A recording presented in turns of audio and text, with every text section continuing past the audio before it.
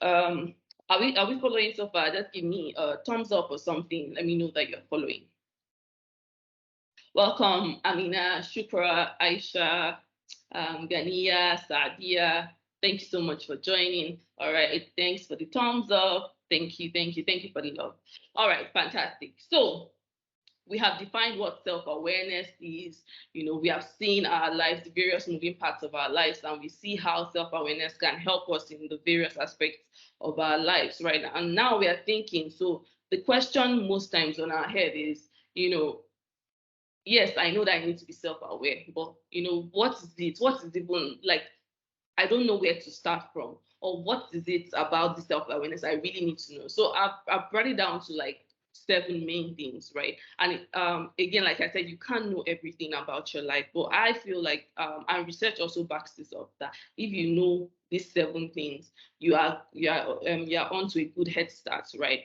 I added God because again, God is like the center of my life, and I hope we all try to put God at the center of our lives, right? So I wrote God, so knowing God, your values, knowing your passions, your aspirations, your environment, your personality, and your impact. So I'm just going to go along to explain that briefly. Right. So when I talk about God, knowing God, so Imam Al Ghazali, may Allah have mercy on him, said that know that the key to knowing God is to know your own self, and it's vice versa as well. So when you know yourself, you know God. When you know God, you know yourself, right? So a lot of us, Alhamdulillah, I've been blessed since when I was little, right? I've always had the affinity to want to know, who is this? I wanted to know about God. I've been very conscious about it, right? It doesn't mean that, my life has been perfect or whatever, but, some of us grew into that awareness earlier than others, right? It didn't mean that, so I keep saying I came from a multi-religious home, right? So my mom was Christian, my dad was Muslim, right? And so that created kind of a clash for me because men growing up, my dad wasn't really spiritual or anything. He wasn't religious because, I mean, he didn't know any better, right? But my mom, on the other hand, was there. So she used to take us to like church and all those things. So from that age, because I was always, conscious that, I know there's a God and all that. So it was easy for me to kind of gel with that. But later on, my father's like, no, my children are going to be Muslims, blah, blah, blah, blah, blah. And, from there, another journey started. So there was a time that, I was just like, you know what, I'm not even doing any one of them. Do you understand? So I just dropped it. But then again, that curiosity, that wanting to know, that knowing that, I'm not just here alone, right? There's something else. There's a world outside of this, brought me on that journey again. And I started to pick up Islam for myself and try to delve into it to say, okay, what is this even the religion for me? Is this right? And I started that journey. Right, so you need to ask yourself that who are you in the grand scheme of things? Again, you're a vicegerent on this earth, you're a Khalifa on this earth. So you don't just come here and think that, in fact, I won't say it's like a sin, but it is like a blow knowing that somebody created you to do amazing things on this earth and you just come here and decide that you want to just faff around and not do anything, right? So you need to actually come into that awareness that Allah could have made you an animal. It could have made you, okay, maybe it could have made you an angel, right? But you are human, right? And you're the only one that he gave that faculty to say, you know what, you can make decisions. The choice is yours. If you want to obey me, if you want to disobey me, you have that choice. The angels do not have that choice. The animals, on the other hand, they can't even think that far, right? So you need to understand, who am I in the grand scheme of things? So when you realize that, yes, there's somebody greater that put you on this earth, right? Then you start to think that, okay, the way I live my life, right, I need to put this person into the equation, right? Then you want to ask, what am I created for? What is my purpose? So again, the first thing is you're created to worship Allah, but you also want to find out, what is that secondary purpose of my life? What is it that some of us have been gifted, to design things? Some of us have been gifted to bring people, to heal people. Some of us have been gifted to bring people out of certain kind of situations, right? So you need to actually start getting aware of all those things, right? where did I come from? Where am I going? You need to know that, your final destination is not, this life is very fleeting. Your final destination is Jannah, right? So once you have that in perspective, then you now need to say, okay, where am I currently? And what do I need to do to get to that life, to live that life? Like I said, it's all the things that you do on this dunya that would fuel your akhirah, right? So you now need to close that gap and think about it. So this whole slide is basically telling you that, that you are not just here alone. There is a greater body here for you. So you need to be aware. You need to say, okay, what do I need to do to live a life that is pleasing to Him, right? And when we are trying to be self-aware, there are different. Our heart is so, like you said, change starts from the heart, right? Our heart is very fallible. Like they say, our soul is inclined to evil naturally, right? So some people they gain self-awareness to be able to dominate other people, right? Some people gain self-awareness because, they want to be able to amass wealth, right? Because maybe if you're more self-aware, not even maybe, if you're more self-aware, chances that, you would go further in life. So the question is, what is your intent, right? So knowing God, knowing that there's a God, you want to make sure that your intention is right, right? You want to make sure that you are being self-aware, because ultimately you want to live a life that is pleasing to Allah, right? So, and that basically means, living a life full of good deeds and, trying to avoid or minimize sin to the barest minimum, right? So that is it about knowing God. So when you know God, you are able to really put your life into perspective and know that it's not just about the YOLO culture. You're not just here by yourself, and it just kind of puts sense into your head basically, and you tend to remember that as you go along your journey, right? Then the second thing is your values. So your values are like your compass. They are your guiding principles, basically what you live your life by, and this feeds on knowing God. So when you know that this is my Lord, these are some of the things that this is the type of life He wants me to live. There are some inhibitions or prohibitions that I shouldn't. You can now base your values on that, right? So our values are like points on a compass. If you were lost and had a compass, you could use it to see if you were in fact moving in the direction you want to be, right? So when you know that, okay, my ultimate goal is to worship Allah, and it tells you that, I do not want you to I do not want you to earn money or do any transaction that has riba, right? Your values, you then know that, some of your values, your non-negotiable is that, I'm not going to take a job that maybe has to do with maybe alcohol or something that is haram, right? You know that you are not going to deal with interest, that is not halal. So some of those things can be your guiding principles, right? What does your belief system reflect your values, right? So what you believe in, if you truly say that you submit to Allah, right, are your values reflecting that? Are you the one that is arrogant? And you know that Allah doesn't like people that are arrogant, right? So you need to make sure that your values, so your values can then be, if you know that you're someone that has a tendency to be proud, you can now decide to, once you're aware of that, then you can work on it and say, you know what, I want to try to imbibe more humility. I want to be more humble, right? So that is why leaving God out of the equation is not even in the is not a question at all, right? You need to, because all these things, they feed upon each other, right? So what are your non-negotiables?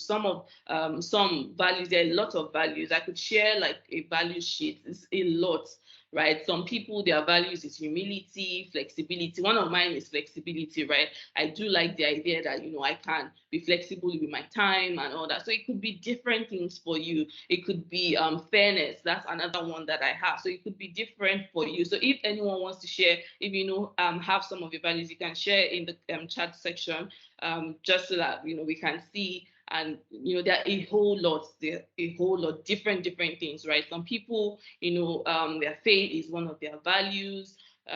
So self-acceptance, grace, health. Some people, their health is like a value to them, so they know that they would never take up anything that would jeopardize their health. in whatever they are doing. So you need to know your values. You need to be sure. So please drop your values in the, if you have one or two, you can drop it in the chat section. It'd be interesting to read about that. Right. So moving on. What are your, oh, excuse me, this is supposed to be your passions actually. I wrote goals. So what are your passions, right? So your passion, I have a quote here by Oprah that says that passion is energy. So feel the power that comes from focusing on what excites you, right? Yeah, someone says peace of mind as their values. Amadara says I shouldn't copy her values. I should promise. Okay, I promise I'm not going to copy your values. Please, I won't copy your values. Yeah, so you could just drop. Someone says peace of mind. All right, fantastic.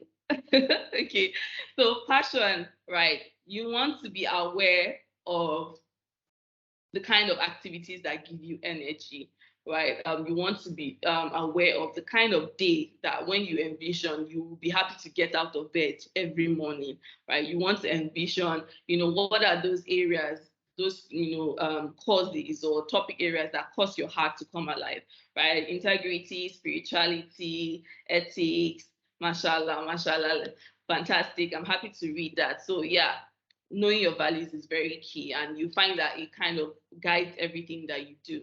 So back to passions, right? So what kind of things give you energy? You want to know that there was a time in my life that I did not want to do anything really. Once I wake up like this, I would just want to just lay in bed and everything. And I realized that it was because the things that I was doing, I had lost the spark, right?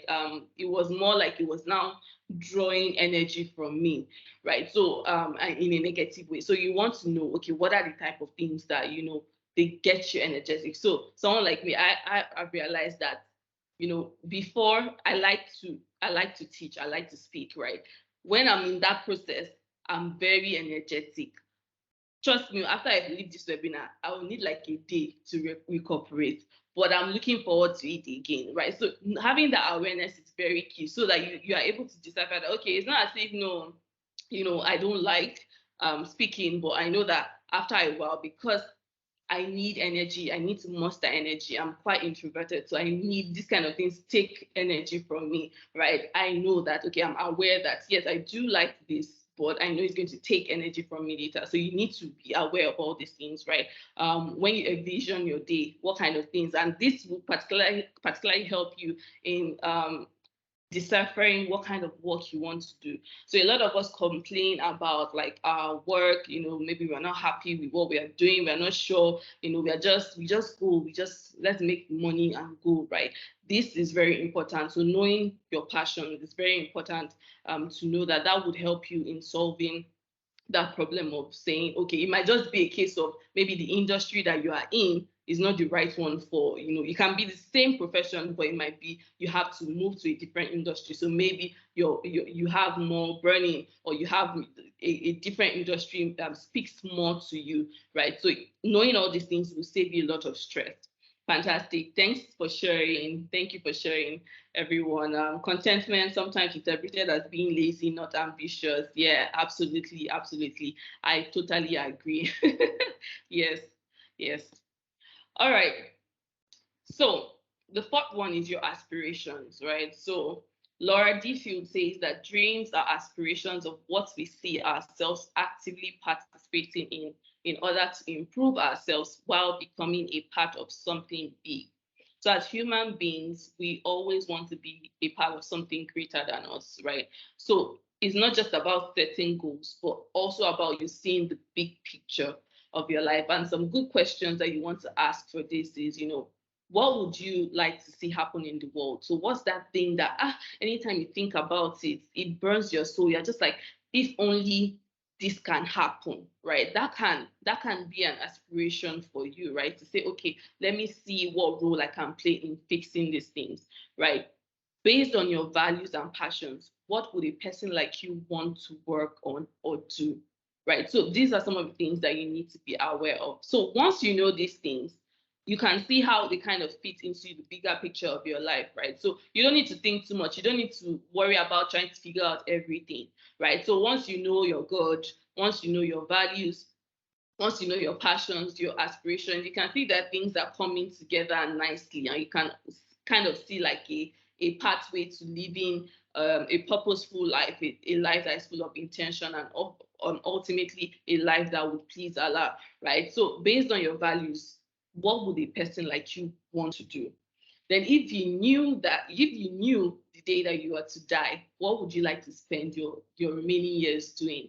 So most of us, we dwell in a lot of confusion and everything. But I think it's a good question to kind of put you back to square one and say, you know what, if I only had 2 more years to live, what would I spend my life doing? Some of us, we feel like we are not really sure of what we want to do, but I'm sure that when you think about a question like this, something kind of rises above the surface to say, okay, maybe I'm interested in, like, oh, I really want to maybe learn about experiences of other people. I want to share other people's stories and all that. So that might come up for you. So you can say, okay, how then can I start working towards this, right? And that way your work is sorted. You already know, okay, this is how I'm going to earn money, all those kind of things. So all those things fit nicely together, right? Moving on, your environment.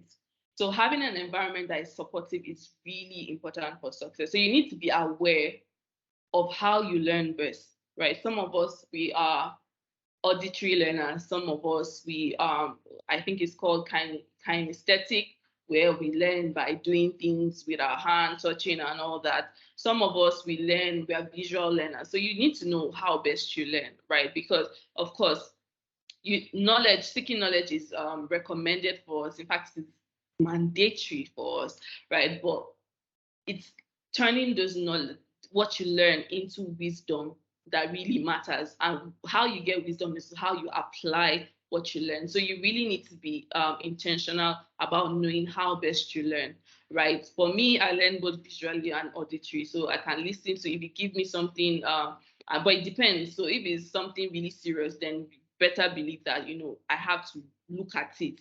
But if it's just something, maybe like a conversation or something, I can always put on an audio and I'm good to go, right? But you need to know how you learn. And this is very important because, of course, you would want to learn how to improve your life in the different areas of your life. So knowing the fastest way to get there would save you a lot of headache, right? You want to know what kind of situations and settings make you thrive.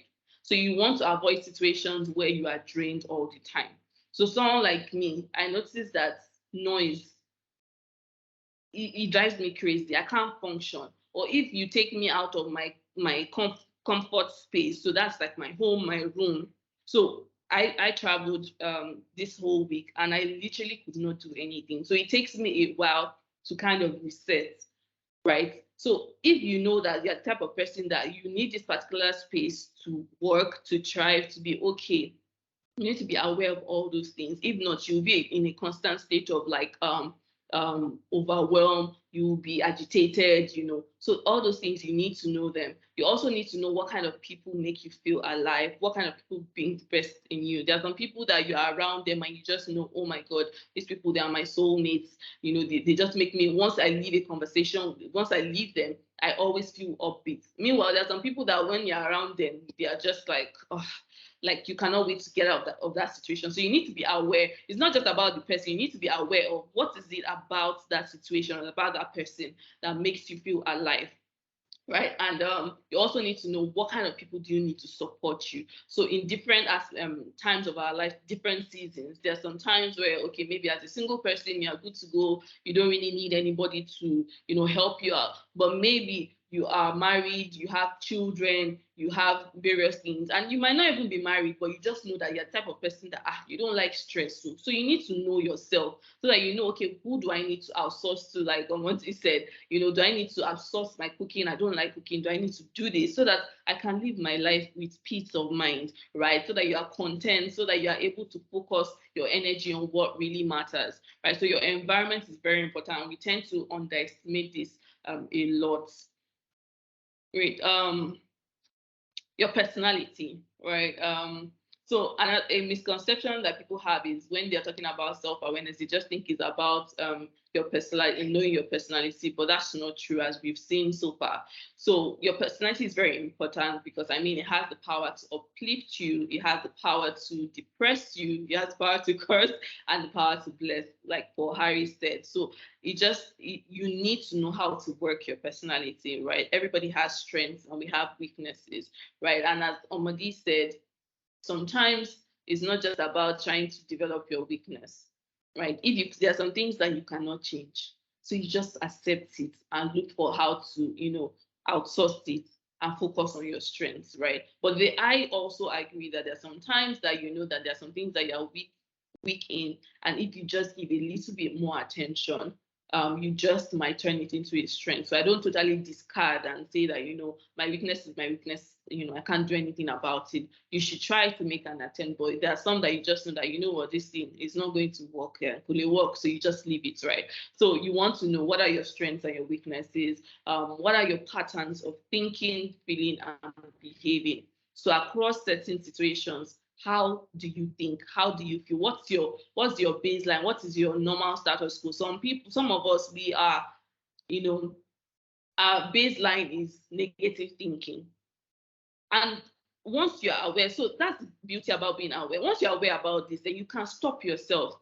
But if you don't know, you will just realize that everything you are doing is just negative, negative, negative. And you don't know because these are patterns, they are running your life.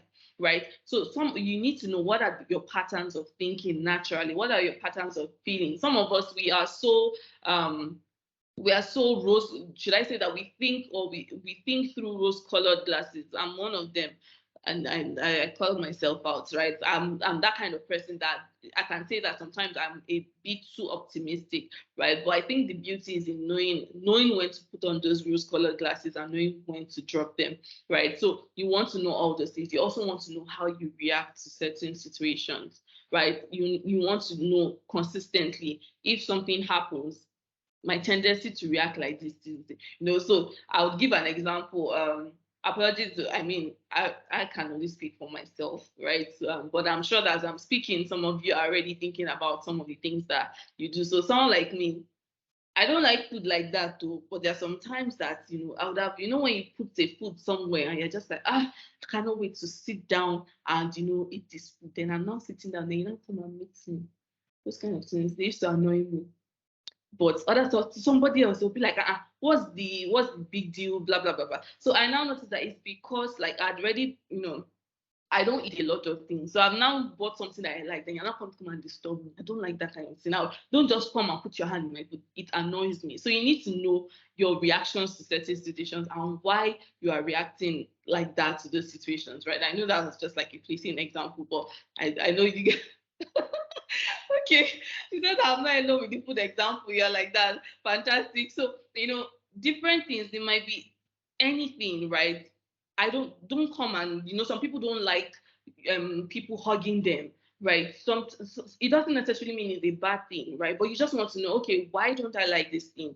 Then you are able to work around. So you're able to say, okay, you know what? I don't like people giving me big hugs, or I'm not a touchy-feely, don't touch me or don't hug me. Do you understand? Then you can decide, okay, if this is not really what I want to, this is not the impression I want to give to people, I don't want to be this way, then you can now start working on, okay, how can I change it, right? Yeah, so we're moving on. So your impact. So like I said, self-awareness is not just about how we see ourselves, but also how other people see us, right? So who we are, if not measured by our impact, who are we if not measured by our impact on others, right? So that's who we are, basically. But I'll also not agree in the entirety. Like I said, there are some feedbacks that you should get. It's not all about, because if you are only focused on how you appear to other people, then again, you can fall into that mode of, trying to people pleasing, not being yourself, but you also don't want to be too self-absorbed as well, right? So we are not who we say we are. We are not who we want to be. We are the sum of the influence and impact that we have in our lives and on others, right? So it's not just, you're not living in a silo. There are other people around you. So one thing that you want to be aware of is, how do you make other people feel? How do you think you make other people feel? Some of us, the way we think that we make other people feel is actually different from how other people think that we make them, other people say that we make them feel, right? You also want to think, what impression would you like to leave with people? And this is not about being fake or being a people pleaser or trying to hide your true self. You can actually decide and say, you know what,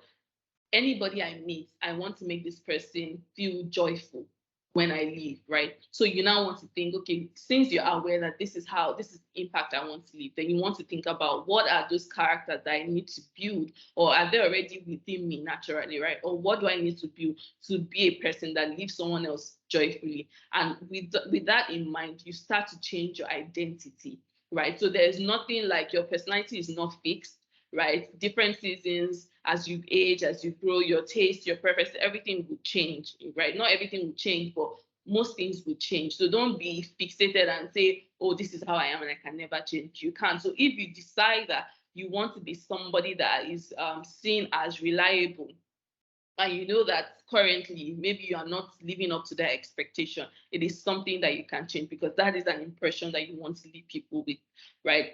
What can you do to match the impact that you want to leave? So when you think about it and say, okay, this is where I want to go, this is how I want people to feel when they're around me, then you can say that, okay, this is what I need to do to get there. So when you think about all these things, knowing God, your values, your aspirations, the environments that make you thrive, the people that make you thrive, the support system that you need, your impact, and what was the last one now? And excuse me, please, your personality, right? So when you think about all those things, you realize that you need, if you're aware of these like 7 things, then you are kind of sorted to a large extent, right? And you have something to build upon. So you don't need to know everything about yourself, because the truth is you never know everything about yourself. But once you know these key things, then at least you're off to a great start, right? So